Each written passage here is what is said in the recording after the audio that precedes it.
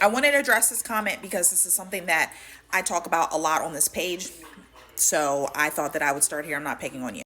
And again, something that I love about social media is you get to connect with people that you normally wouldn't connect with, and you get to see how other people live and don't live.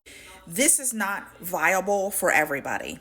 And I get this comment a lot, like, oh, you need to just plant your own stuff. You need to just grow all of your own food. And you need to, there were people like, oh, you need to do cattle and all that. We have land for cattle. We had a huge greenhouse. A storm came through, knocked the whole thing down. One year, I planted 50 tomato plants and I got two because the groundhogs were so bad around here. Even though our farm dog was able to take care of part of the problem, it was like the season was done, right?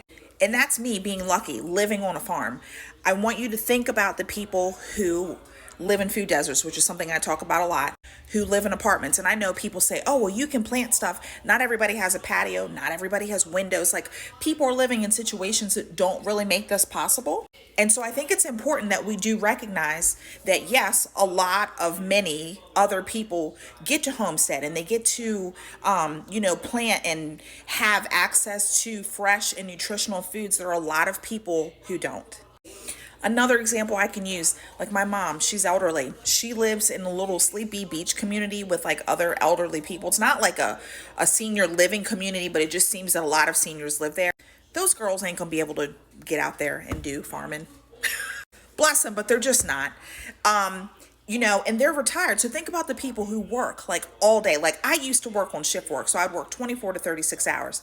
There would be no time for that. Do you know what I mean? And also for the amount of kids or amount of people you have living in your home.